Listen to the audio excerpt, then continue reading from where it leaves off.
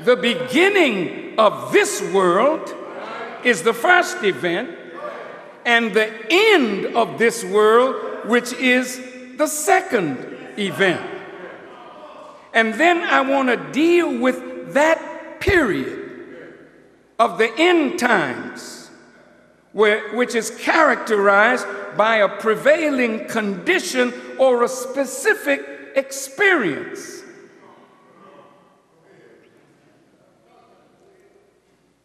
Now, the time.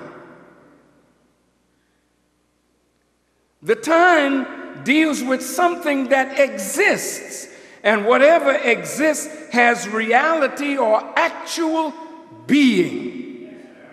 The time. And what must be done. Now, if we live in that time, then there's something that each one of us is going to have to do in order to escape the consequences of the time.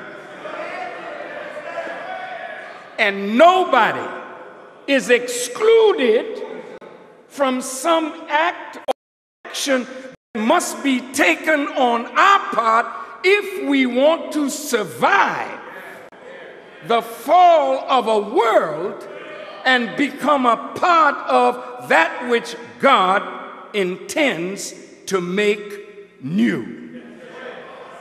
Now, to my brother and sister pastors, imams, sheikhs who may be in the audience, one of the things that I find missing in most of your preaching is you act as though the scriptures do not deal with the judgment of the present world in which we all find ourselves. And if we preach but don't preach the time, the judgment, and what must be done to escape the wrath of God in such a time, then we're not preaching properly. Our preaching is more to tickle the ears of our listeners rather than to prepare the people for what is about to go down.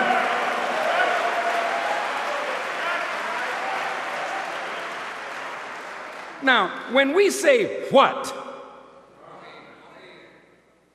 means the nature, class, name, or purpose of a thing? What? What is the nature of the time and its requirement? And when it says what must be done, there's no other choice.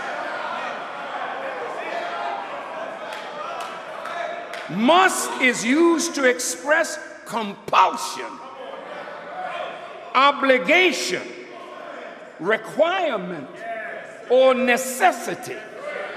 It's an absolute necessity that when you know the time, then you have to make up your mind to act in accord with the time, or you will be destroyed from the face of the earth. Now, you can take it or let it alone, but I will not waste my time or yours tickling your ears.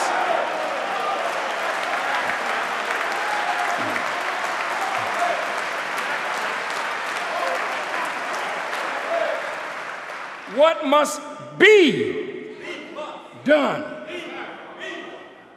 Be is the verb to be in the present tense. You can't wait. Now, those of you who think that you're saved, whether you're a Muslim or Christian or Jew, if you think because of what you know you are saved, that there is nothing that you have to do today more than just attend church or mosque or synagogue Nobody escapes. Once you know the time, then there's a requirement that is for everybody. So in this series of lectures, we will instruct the United States government as to what America has to do to escape the wrath of God, which has already entered into the borders of America. America has a very short window to act because they, the wise of this world, already know the time. But the people that are most asleep to the time is the black man and woman of America and the world. You don't know the time, and therefore you are making many serious mistakes in the way you act, in the way you live, and the way you do.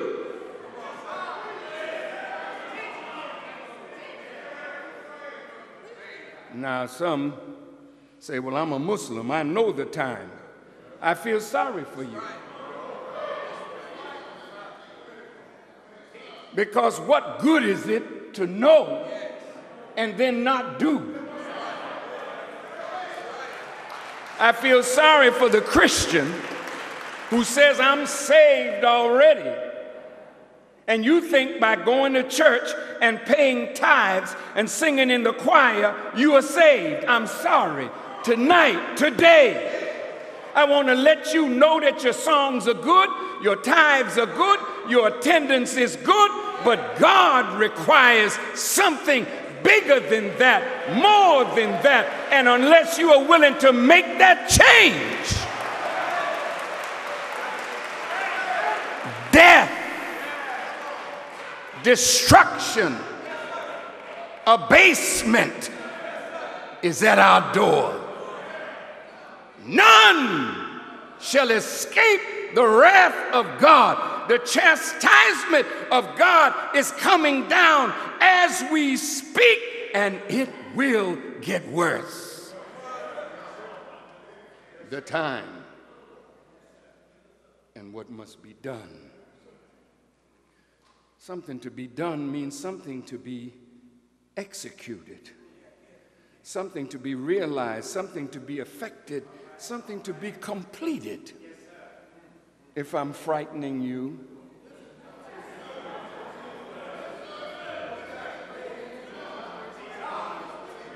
then maybe we need to be scared straight, because we are crooked as hell as I'm speaking to us, whether you're a Muslim, Christian, Jew, agnostic, nationalist.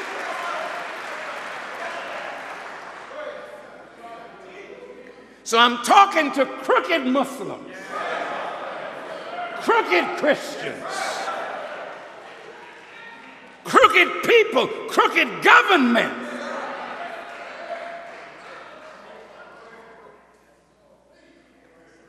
This world keeps talking about the terrorists.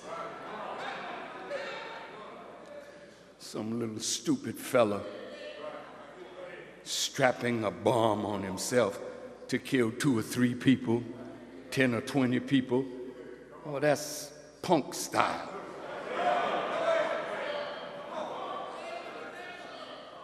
When God terrorizes,